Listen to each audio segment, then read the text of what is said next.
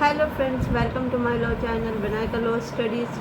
हमारी एआईबी की सीरीज़ चल रही है जिसमें हम अपने मिक्स यानी सब सब्जेक्ट के मिक्स करके एमसीक्यूज़ कर रहे हैं। यानी इसमें हमारे सारे सब्जेक्ट कवर होने वाले हैं। तो अभी हम कुछ टाइम के लिए सभी सब्जेक्ट की करेंगे और उसके बाद 1 बाय 1 यानी एक एक सब्जेक्ट के लिए एमसीक्यूज़ करेंगे। तो आज हमारी जो क्लास रहेगी वो सभी सब्जेक्ट के एमसीक्यूज़ की रहेगी। तो बिना टाइम वेस्ट करे हम अपनी क्लास स्टार्ट करते हैं। आज हम अपना स्टार्ट करेंगे अपनी आगे की एमसीक्यू सीरीज। जो हमारे एमसीक्यू सीरीज चल रहे हैं, देखिए आपके एआईबी और जुडिशरी दोनों में ही आपके हेल्प करेंगे। तो हमारे जो क्वेश्चन है ये हमारे मिक्स है, यानी सारे सब्जेक्ट से लिए गए हैं। अभी कोई हमारे पर्सनल नहीं है कि हमने एक ही सब्जेक्ट पे करने। पहले हम मिक्स क्वेश्चन करेंगे और उसके बाद 1 बाय 1 हर एक सब्जेक्ट को कवर करेंगे। तो चलिए अपना हम क्वेश्चन नंबर 1 देखते हैं। क्वेश्चन नंबर 1 हमसे क्या कहता है? A state government passed a law restrict social media posts citizen government policy. The government argued that such reaction was necessary for maintenance public order. A citizen challenged the new under Article 19 का 1A यानी constitution का है। क्या कहता है question, हमसे हिंदी में देख लेते हैं। राज्य सरकार ने कानून बनाया जिसके तहत सरकार की नीतियों की आलोचना करने वाली सोशल मीडिया पोस्ट पर प्रतिबंध लगाया गया। सरकार ने तर्क दिया कि यह प्रतिबंध लोक व्यवस्था बनाए रखने के लिए आवश्यक है। एक नागरिक ने इस कानून को अनुच्छेद 19(1)(a) के तहत चुनौती दी। आप आंसर बताएंगे कि इसका सही आंसर क्या रहने वाला है। ऑप्शन देख लेते हैं।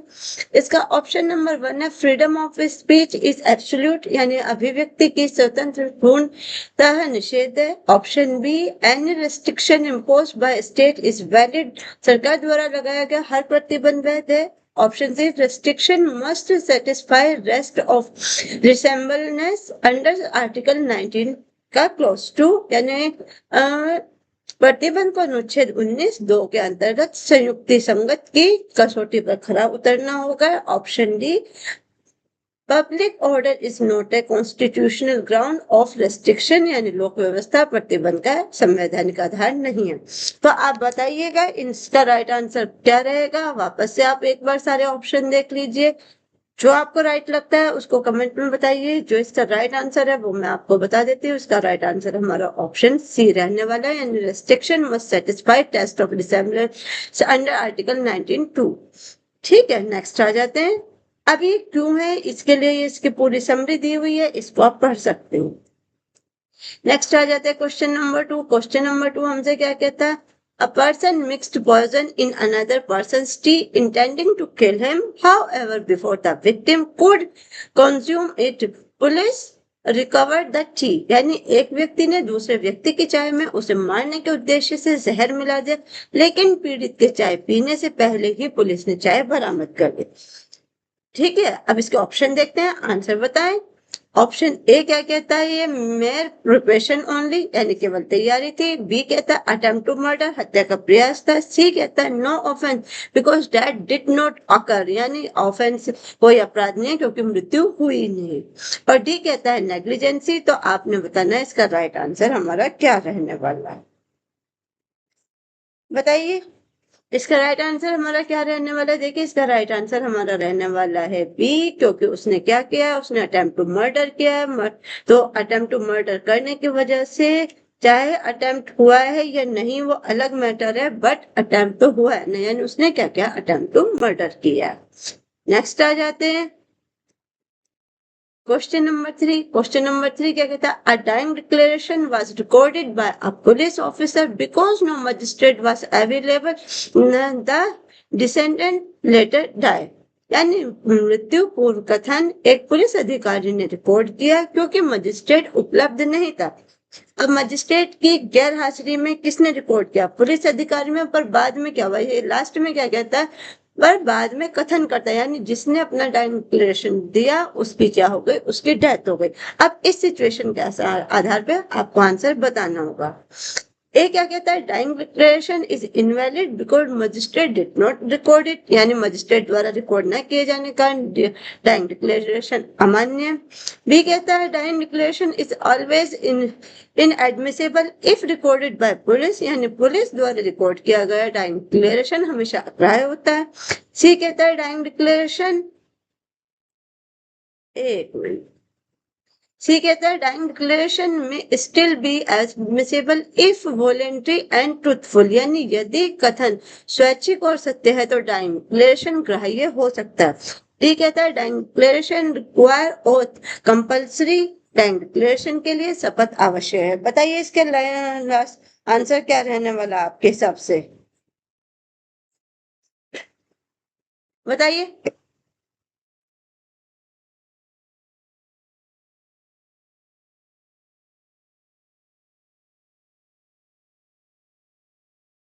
देखिए इसका आंसर आपका रहेगा ऑप्शन नंबर सी। ओ ये ज्यादा बड़ा हो गया, एक सेकंड। अब ठीक, यानी इसका राइट आंसर हमारा रहेगा ऑप्शन सी, डिक्लेरेशन में B still by admissible if voluntary and truthful, यानी यदि कथन स्वैच्छिक और सत्य है तो डिक्लेरेशन क्या होगा, ग्राह्य हो सकता है। नेक्स्ट आ जाते हैं, ये इसकी समरी दी हुई है, आप इन्हें जरूर पढ़िए क्योंकि इनसे भी आपको बहुत सारी हेल्प मिल जाएगी। ऑप्शन फोर क्या, सॉरी क्वेश्चन फोर क्या कहता है आपसे, a minor falsely represented himself as minor and borrowed money from X, यानी एक नाबालिग ने स्वयं को बालिग बताकर एक्स से क्या दिया, धन उधार दिया। अब इसमें कौन सा कथन सही है, आंसर आप दीजिए। ए क्या कहता है आपसे, minor is liable because fraud was committed, जो कि नाबालिग उत्तरदायी है क्योंकि उसने धोखा दिया है। बी कहता है एग्रीमेंट इज वैलिड एब इनिशियो, यानी समझौता प्रारंभ से शून्य था। सी कहता है minor becomes measure by estoppel, estoppel के कारण नाबालिग माना जाएगा। और टी आपसे कहता है कॉन्ट्रैक्ट बिकम वर्डेबल ओनली, यानी संविदा केवल शून्य करने होगी। तो बताइए इसका राइट आंसर हमारा क्या कह रहने वाला है। देखिए इसका राइट आंसर हमारा रहने वाला है agreement is void ab initio, यानी समझौता प्रारंभ से ही शून्य था, क्योंकि आप जानते हैं कि किसी नाबालिग के साथ किया गया समझौता क्या होता है, शून्य माना जाता है, क्योंकि एक नाबालिग की यानी एक माइनर की कंसेंट वैलिड नहीं होती। नेक्स्ट आ जाते हैं क्वेश्चन नंबर 5। क्वेश्चन नंबर 5 आपसे क्या कहता है, क्वेश्चन नंबर 5 कहता है a spectator voluntarily sat in the front row during a cricket match displayed warning boards mentioning danger from flying balls, he was later injured, यानी एक दर्शक चेतावनी बोर्ड पर लगे होने के बावजूद क्रिकेट मैच में सामने की पंक्ति में बैठा, बाद में गेंद लगने से वह घायल हो गया। और ये इंपॉर्टेंट क्वेश्चन है, और सॉरी आपका आपने आंसर ही देख लिया इसका। इंपॉर्टेंट क्वेश्चन और बहुत बार ये पूछा गया है, बहुत ज्यादा आता है। तो आप इसका आंसर बताइए, यानी इसके ऑप्शन देख लेते हैं। Res ipsa loquitur, strict liability, volenti non fit injuria या एब्सोल्यूट लाइबिलिटी, बताइए इनमें से कौन सा जो हमारी क्या मैगजीन में ये इस पे क्या फिट बैठती है।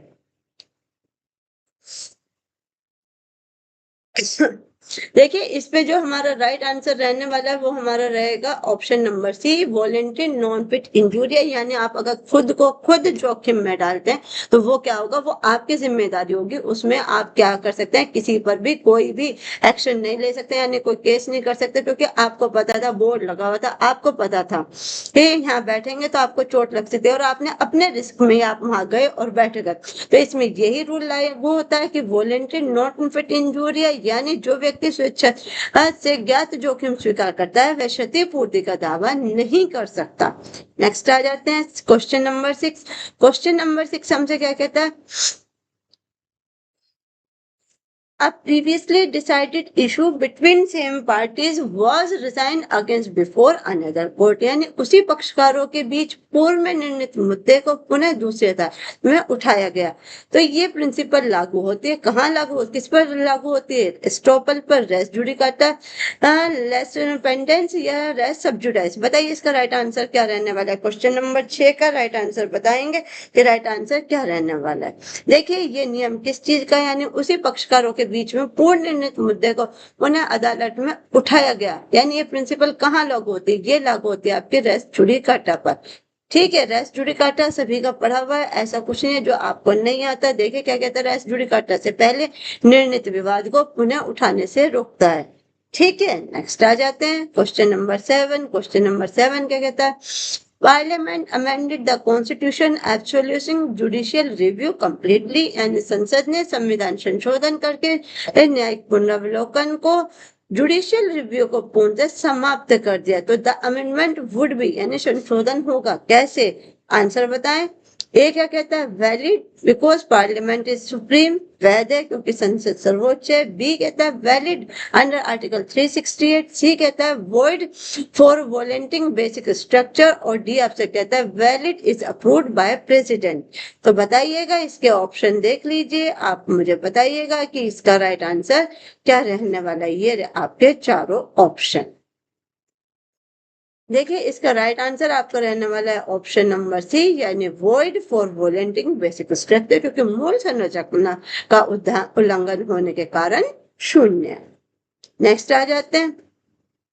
8 क्या कहता है आपसे, क्वेश्चन नंबर 8 आपसे कहता है intentionally tried at B to kill him, the bullet missed because B suddenly bent down। यानी A ने B को मारने के उद्देश्य से गोली चलाई, लेकिन B के अचानक झुक जाने पर क्या हो गया, B के झुक जाने पर, B के झुक जाने से गोली नहीं लगी। तो इसमें क्या होगा, ऑप्शन देख लेते हैं। ऑप्शन हम धीरे धीरे लाते हैं ताकि आंसर हमें ना पता लगे।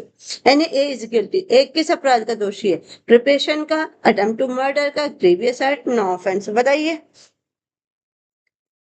देखिए, ए ने क्या किया, बी को मारने के उद्देश्य से क्या चलाई, गोली चलाई। अब बी ने क्या करा, उसे पता, शायद उसको पता लग गया कि मुझ पर गोली चलाई, तो बी क्या हुआ, झुक गया, यानी नीचे बैठ गया। वो नीचे बैठा तो गोली कहीं और लग गई, यानी उसको नहीं लगी। तो इनमें से कौन सा ऑफेंस किया उसने, प्रिपरेशन की, अटेम्प्ट टू मर्डर किया, ग्रीवियस एक्ट किया, नो ऑफेंस किया। तो जो इसका राइट आंसर है वो अटेम्प्ट टू मर्डर, क्योंकि उसने उसे मारने की साजिश की थी। भले ही वो झुक गया, भले ही गोली उसे नहीं लगी, पर उसने उसे मारने की साजिश तो किया, उसने उसे मारने का प्रयत्न किया है। नेक्स्ट आ जाता है क्वेश्चन नंबर 9। क्वेश्चन नंबर 9 क्या कहता है, a witness intentionally made false statement before court after taking oath. एक गवाह ने शपथ लेने के बाद न्यायालय में जानबूझकर झूठा बयान दिया। तो द ऑफेंस इज कमिटेड, तो कौन सा अपराध किया गया है, ये डेफामेशन का किया गया है, फैब्रिकेशन ऑफ एविडेंस का किया गया है, प्रीजुरी का किया गया है, या क्रिमिनल इंटीमेशन का किया गया है। आप बताइए इसका राइट आंसर क्या होने वाला है।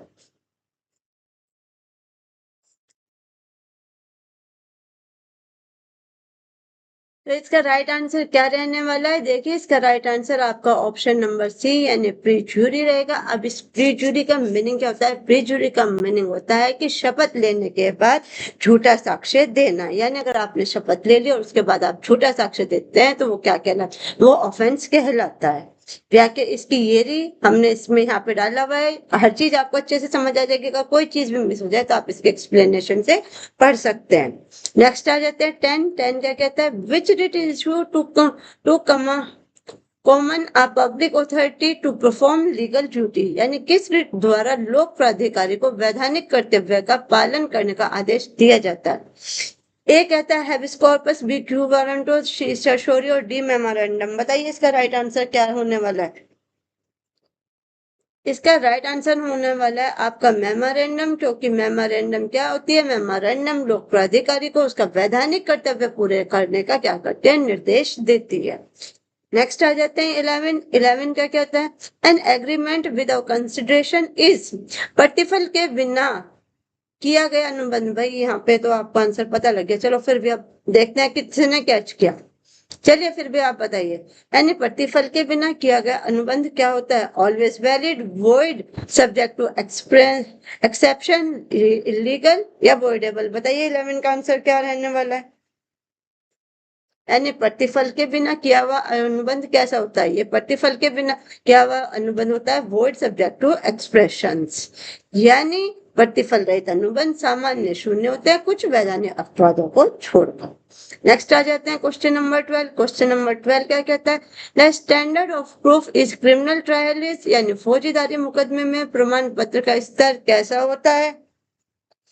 इस ए preponderance of probabilities, B beyond resembles doubt, C suspension alone और D prima facie satisfaction। बताइए इसका राइट आंसर क्या होने वाला है। देखिए जो इसका राइट आंसर है, इसका राइट आंसर रहेगा आपका बी, यानी बियॉन्ड रिसेम्बल्स डाउट, मतलब फौजीदारी मामलों में अपराध संदेह से परे सिद्ध होना चाहिए। नेक्स्ट आ जाते हैं क्वेश्चन 13। क्वेश्चन 13 हमसे क्या कहता है, a factory owner stored hazardous chemicals due to leakage. Nearby residents suffered injuries despite absence of negligence. यानी एक फैक्ट्री मालिक ने खतरा रसायन संग्रहित किए हैं, रिसाव होने से आसपास के लोग घायल हो गए, जबकि लापरवाही सिद्ध नहीं हुई। यानी एक फैक्ट्री मालिक का क्वेश्चन आपसे कह रहा है कि एक फैक्ट्री मालिक है, उसने कुछ ऐसे केमिकल्स अपने पास रखे हुए हैं जिससे क्या हो सकता है, जिसके अगर रिसाव हो जाए तो आसपास के लोग घायल हो सकते हैं या उनको कोई इंजरी हो सकती है या कोई इन्फेक्शन हो सकता है। बट इसकी लापरवाही, यानी ये इसकी लापरवाही से हुआ, ये क्या हुआ, ये सिद्ध नहीं हुआ। तो इसका आंसर आपको क्या देना है, इसलिए आपको आंसर बताना चाहिए कि अब इस पे कौन सा सिद्धांत लागू होता है। ए क्या कहता है इसको, ए कहता है नेग्लिजेंसी, ए कहता है स्ट्रिक्ट लाइबिलिटी, सी कहता है एब्सोल्यूट लाइबिलिटी, एंड डी आपसे कहता है वॉलंटरी नॉट इन्फिट इंजूरिया। अब बताइए इसका राइट आंसर क्या रहने वाला है, कि इनमें से कौन सा सिद्धांत उस पर लागू होगा। देखिए इसका जो राइट आंसर है वो आपका ऑप्शन सी, यानी एब्सोल्यूट लाइबिलिटी, क्योंकि ये कहती है उसकी जिम्मेदारी थी, उसी की गलती से हुआ है, भले ही वो सिद्ध हुआ है नहीं, पर गलती तो उसी ने की थी ना, क्योंकि उसके पास वो रसायन थे। नेक्स्ट आ जाते हैं 14 आपसे क्या कहता है, an accomplice giving evidence against co accused is, सह अभियुक्त के विरुद्ध गवाही देने वाला सहभागी, यानी अकम्प्लिश क्या माना जाता है, ए इन कंपोनेंट विटनेस, बी आपसे कहता है कंपोनेंट विटनेस, दो कोऑपरेशन इज डिस्टेबल, सी आपसे कहता है ऑलवेज अनरिलायबल, एंड डी आपसे कहता है इन एडमिसेबल विटनेस। बताइए इसका राइट आंसर क्या होगा।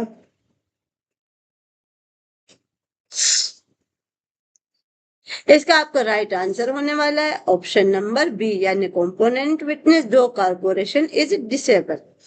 ठीक है, यानी उसकी गवाही क्या होती है, उसकी गवाही सक्षम होती है, यानी वो गवाही देने के लिए सक्षम है, उसकी गवाही को माना जाएगा, यानी उसकी गवाही एग्जिस्ट करती है।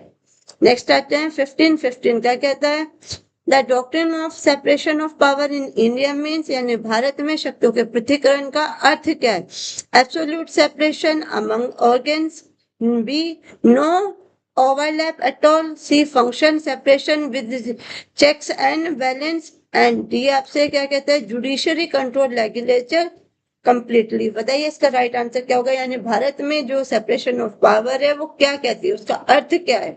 तो देखिए अगर इसका राइट आंसर देखा जाए तो इसका राइट आंसर आपका सी रहेगा, function is separation with checks and balance. I hope यही है ना, ठीक है, तो यानी इसका राइट आंसर आपका रहेगा ऑप्शन नंबर सी।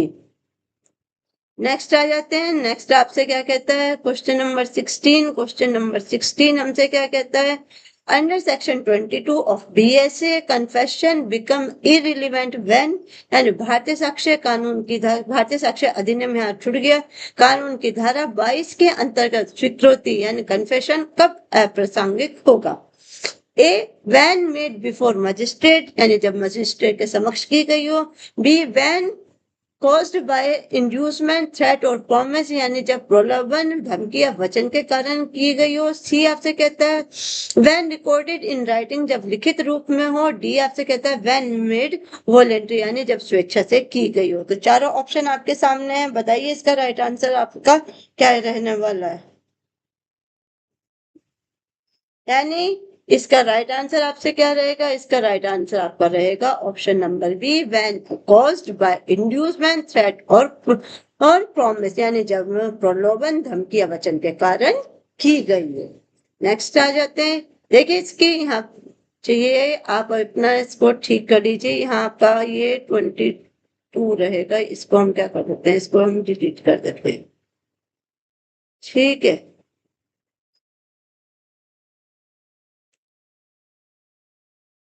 ये आपका रहेगा यहाँ 22, यानी धारा 22 के अनुसार यदि कन्फेशन प्रलोभन धमकी या वचन के कारण किया गया तो वह अप्रासंगिक होगा, क्योंकि वह स्वैच्छिक नहीं माना जाता, क्योंकि वो क्या से दिया गया, वो जबरदस्ती दिया गया, किसी धमकी से दिया गया है, प्रलोभन से दिया गया, तो वो क्या होगा, वो स्वैच्छिक नहीं माना जाता, यानी कन्फेशन उसने खुद से स्वयं से नहीं दिया। नेक्स्ट आ जाते हैं अंडर 17। क्वेश्चन हमारा 17 आ गया। 17 क्या कहता है, under article 32 of constitution the supreme court में इशू, यानी संविधान के आर्टिकल 32 के अंतर्गत सर्वोच्च न्यायालय क्या जारी करता है, क्या जारी करता है आप बताइए, और ordinance B writ of enforcement of fundamental right यानी मौलिक अधिकार के प्रवर्तन हित हेतु, सी डिक्री ओनली, डी आपका एग्जीक्यूटिव ऑर्डर। बताइए इसका राइट आंसर आपका क्या रहेगा।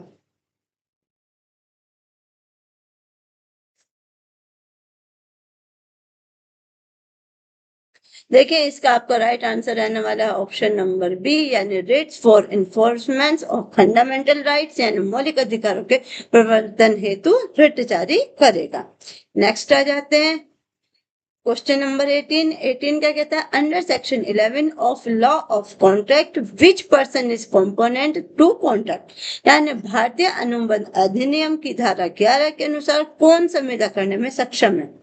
ए minor, B person of unsound mind, C person of disqualified by law, D major and person of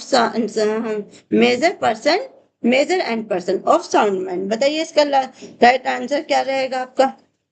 यानी जो आपका कॉन्ट्रैक्ट एक्ट का सेक्शन 11 है उसके साथ संविदा करने में कौन सक्षम है, आपका माइनर है, अनसाउंड माइंड है, डिस्क्वालिफाइड है या major and person of sound mind, यानी इनमें से कॉन्ट्रैक्ट कौन कर सकता है, कौन उसके लिए वैलिड है। तो उसके लिए वैलिड होता है आपका ऑप्शन नंबर डी यानी major and person of sound mind यानी बालिक एवं स्वस्थ मस्तिष्क वाले, यानी जिसे कॉन्ट्रैक्ट करने से पहले पता हो, मेजर भी हो और उसका माइंड कैसा होना चाहिए, स्वस्थ होना चाहिए यानी साउंड माइंड होना चाहिए, यानी वो कॉन्ट्रैक्ट क्या कर रहा है उसे इस चीज की नॉलेज होनी चाहिए। डी पे आ जाते हैं। डी हमसे डी ने सॉरी क्वेश्चन नंबर 19 क्या कहता है, under section 130 of the BNS assault means यानी आपराधिक कानून की धारा एक कानून की धारा 130 के अंतर्गत असोल्ट का अर्थ क्या है, आप बताएंगे। Actual application of force only, केवल वास्तविक बल प्रयोग, बी आपसे कहता है मेरा इंटेंशन विदाउट एनी एक्ट यानी केवल इरादा, सी आपसे कहता है gesture of preparation causing apprehension of criminal force, ऐसे संकेत या तैयारी जिससे आपराधिक बल की आशंका उत्पन्न होती है, और डी आपसे कहता है वर्बल अब्यूज ओनली यानी केवल मौखिक गाली। बताइए इसका राइट आंसर आपका क्या रहने वाला है। देखिए आपके असोल्ट का मीनिंग यानी जो आपको बीएनएस की धारा 130 क्या कहती है, बीएनएस की धारा 130 आपसे कहती है gesture of preparation causing apprehension of criminal force यानी ऐसे संकेत या तैयारी जिसमें आपराधिक बल की आशंका उत्पन्न होती है उसको क्या कहा जाता है, उसको आप असोल्ट कहा जाता है। तो इसका राइट आंसर क्या रहने वाला है, इसका राइट आंसर आपका सी रहने वाला है। नेक्स्ट आ जाते हैं क्वेश्चन नंबर 20। अब 20 क्या कहता है, under section 10 CPC the doctrine of res sub judice applies when यानी CPC की धारा 10 के अंतर्गत res sub judice का सिद्धांत कब लागू होता है। ए आपसे कहता है मैटर ऑलरेडी डिसाइडेड जब विषय पहले ही निर्णित हो चुका हो, बी कहता है same matter is pending before component court जब वही विषय सक्षम न्यायालय में लंबित हो, सी आपसे कहता है फॉरेन जजमेंट एग्जिस्ट यानी जब विदेशी निर्णय मौजूद हो, डी आपसे कहता है डिक्री ऑलरेडी एग्जीक्यूट यानी जब डिक्री निष्पादित हो चुकी हो।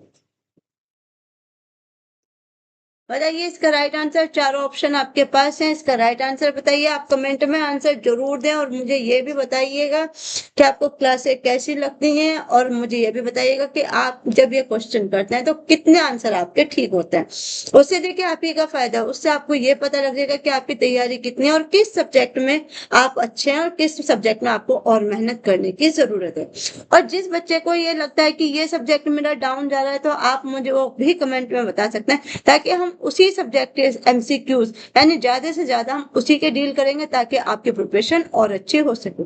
अगर बात हम इसी की करते हैं तो रेस्ट सब जुडाइस क्या होता है, इसका यह कब होता है, जब same matter is pending before component court यानी जब वही विषय सक्षम न्यायालयों में लंबित हो, यानी धारा 10 समान पक्षकारों के बीच समान विषय पर समानांतर कार्यवाही को रोकती है, यानी आप एक के मामले को दो कोर्ट में एक ही टाइम पे नहीं चला सकते। नेक्स्ट आ जाते हैं क्वेश्चन नंबर 21 हमसे क्या कहता है, अंडर सेक्शन 26 बीएस से डाइंग डिक्लेरेशन इज रिलेवेंट यानी डाइंग डिक्लेरेशन कब रिलेवेंट होता है, किसकी धारा, भारतीय साक्ष्य अधिनियम के अंतर्गत। A only in murder case, केवल हत्या में। बी कहता है आपसे only is recorded by magistrate, केवल जब मजिस्ट्रेट द्वारा रिकॉर्ड किया गया हो। सी आपसे कहता है when statement relates to cause death, जब कथन मृत्यु के कारण से संबंधित हो। डी आपसे कहता है only is made on oath. बताइए इसका राइट आंसर क्या है, कि इसका राइट आंसर आपका क्या कहने वाला। चारों ऑप्शन आपके पास है कि डाइंग डिक्लेरेशन कब रिलेवेंट होता है। तो देखिए इसका जो राइट आंसर है वो हमारा रहेगा ऑप्शन नंबर सी, यानी when statement relates to cause death, यानी जब कथन किससे मृत्यु के कारण से संबंधित हो तो डाइंग डिक्लेरेशन क्या है वो वैलिड माना जाता है। नेक्स्ट आ जाते हैं क्वेश्चन नंबर हमारा 22। आर्टिकल 20 का क्लॉज 2 डबल जियो पार्टी मीन्स, यानी अनुच्छेद 20 के क्लॉज 2 के अंतर्गत डबल जियो पार्टी का क्या अर्थ है। आप बताएंगे। A double punishment in civil case, यानी दीवानी मामलों में दोहरा दंड। बी आपसे कहता है no person shall be prosecuted and punished twice from the same offence, यानी एक ही अपराध के लिए किसी व्यक्ति को दो बार अभियोजित और दंडित नहीं किया जाता। सी आपसे कहता है डबल कंपनसेशन, यानी दोहरी क्षतिपूर्ति। और डी आपसे कहता है मल्टीपल एफआईआर प्रोहिबिटेड एब्सोल्युटली, यानी एक अधिक एफआईआर पूर्णतः निषेध है। तो बताइए डबल जियो पार्टी का मीनिंग इनमें से क्या होता है। तो देखिएगा इसका राइट आंसर देखिए तो इसका राइट आंसर हमारा रहने वाला है ऑप्शन बी, यानी एक ही अपराध के लिए किसी व्यक्ति को दो बार दंडित नहीं किया जा सकता। नेक्स्ट आ जाते हैं क्वेश्चन नंबर हमारा 23 हमसे क्या कहता है। Under section 73 of Indian contract act damage are awarded for, भारतीय अनुबंध अधिनियम की धारा 73 के अंतर्गत हर्जाना किस लिए दिया जाना चाहिए। ए एवरी रिमोट लूज, हर दूरस्थ हानि के लिए। B loss arising naturally from breach, उल्लंघन से स्वाभाविक रूप से उत्पन्न हानि के लिए। सी पनिशमेंट हेतु, सी पनिशमेंट हेतु यानी पनिशमेंट ओनली। और डी आपसे कहता है इमोशनल इंजरी ओनली, यानी केवल मानसिक पीड़ा के लिए। तो बताइए इसका राइट आंसर क्या होता है, कि जो हमारी कॉन्ट्रैक्ट एक्ट हमारा सेक्शन 73 है उसमें हर्जाना कब दिया जाता है और किस लिए दिया जाता है। तो इसका हमारा राइट आंसर रहेगा ऑप्शन नंबर बी, यानी loss arising naturally from breach, यानी उल्लंघन से स्वाभाविक रूप से उत्पन्न हानि के लिए। ठीक है, यानी हर्जाना केवल उन्हीं हानियों के लिए दिया जाता है जो उल्लंघन से स्वाभाविक रूप से उत्पन्न हो या पक्षकारों के विचार में रही हो। नेक्स्ट आ जाता है क्वेश्चन नंबर 24 हमसे क्या कहता है। अंडर सेक्शन 378 आईपीसी, यानी ओल्ड लॉ से क्वेश्चन आया हमारे पास। थेफ्ट रिक्वायर, यानी पुराने आईपीसी की धारा 378 के अंतर्गत चोरी के लिए क्या आवश्यक है। ए डिसऑनेस्ट इंटेंशन, यानी बेईमानी नीयत। बी आपका कंसेंट ऑफ ऑनर, स्वामी की सहमति। सी आपका रिटन एग्रीमेंट। और डी आपसे आता है फिजिकली इंजरी, यानी आपको बताना है कि चोरी के लिए इनमें से आवश्यक क्या चीज है।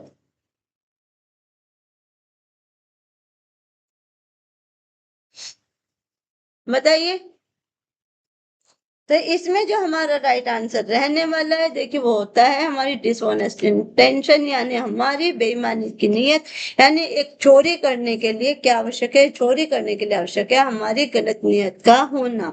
अगर हमारे लिए हमारी किसी के, देखिए हम चोरी कब करेंगे जब हमारी नीयत ही खराब होगी।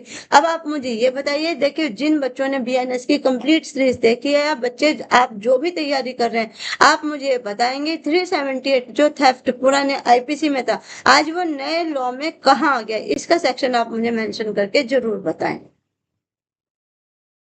नेक्स्ट आ जाते हैं आज का हमारा लास्ट क्वेश्चन हमारा, यानी क्वेश्चन नंबर 25 आज की क्लास का हमारा लास्ट क्वेश्चन है।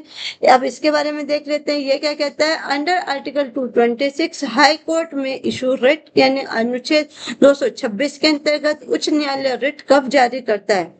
A only for fundamental right, केवल मौलिक अधिकारों के लिए। B only against private individual, केवल निजी व्यक्तियों के विरुद्ध। C for fundamental rights and other legal rights, मौलिक अधिकारों तथा अन्य विधिक अधिकारों हेतु। डी आपसे कहता है only after supreme court permission, केवल सर्वोच्च न्यायालय की अनुमति के बाद। बताइए इसका राइट आंसर हमारा क्या रहने वाला है। यानी ये आर्टिकल 20 से 226 हाई कोर्ट में न्यायालय हाई कोर्ट के अंतर्गत रिट कब जारी कर सकता है? तो इसका राइट आंसर बताइए। देखिए इसका राइट आंसर है for fundamental right and legal right, यानी मौलिक अधिकार और अन्य विधिक अधिकारों हेतु क्या कर सकता है? सुप्रीम कोर्ट रिट जारी कर सकता है। ठीक है, क्योंकि इसके अंदर क्या है, क्योंकि ये अन्य विधिक अधिकारों में भी शामिल होता है।